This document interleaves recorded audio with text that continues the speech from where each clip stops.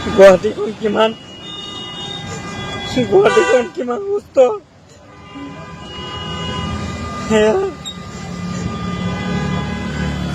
ৰাতিপুৱা দিন দুপৰতে গুৱাহাটীৰ পৰা গাড়ী চুৰি হয়।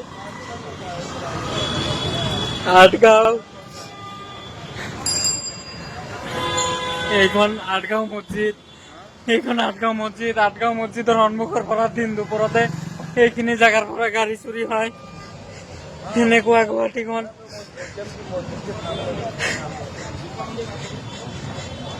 ভৰি দুটা বিকল হোৱাৰ পিছত আচলতে একমাত্ৰ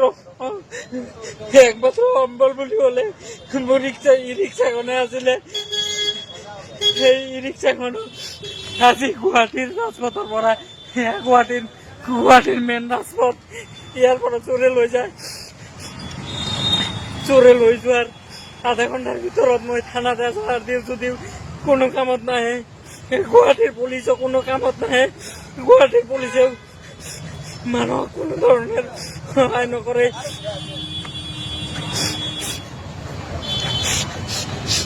সেয়া চিচিটিভি ফুটেজ দিয়াৰ পিছতো পুলিচে মোক কোনো ধৰণৰ গুৰুত্ব দিয়া নাই।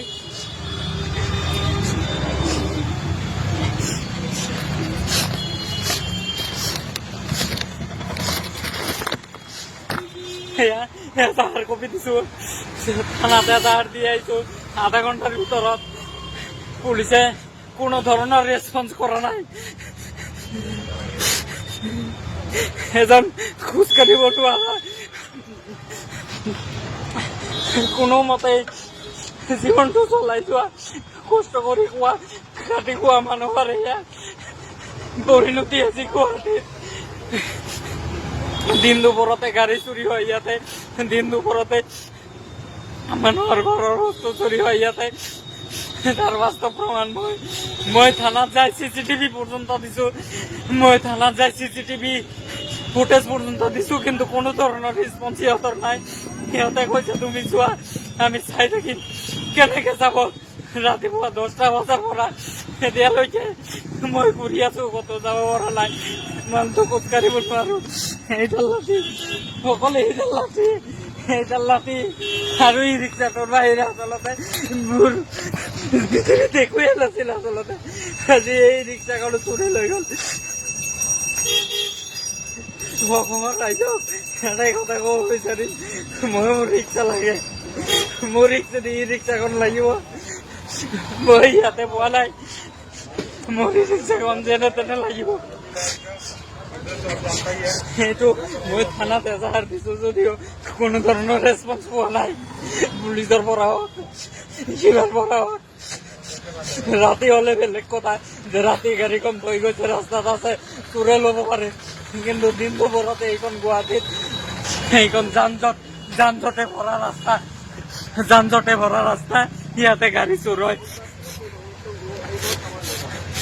অকমান ৰাইজক মই এইখিনি কথা ক'ব বিচাৰিম, মোক গাড়ীখন ঘূৰাই লাগে, মোক গাড়ীখন লাগে।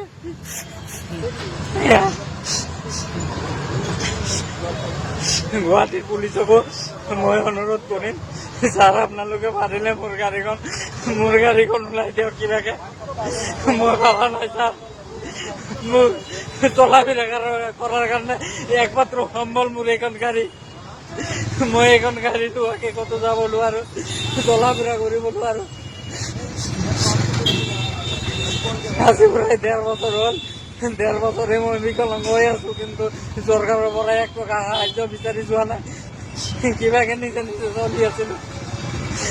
মোৰ গাড়ীখন যেনে তেনে উলিয়াই দিয়ক অকণ।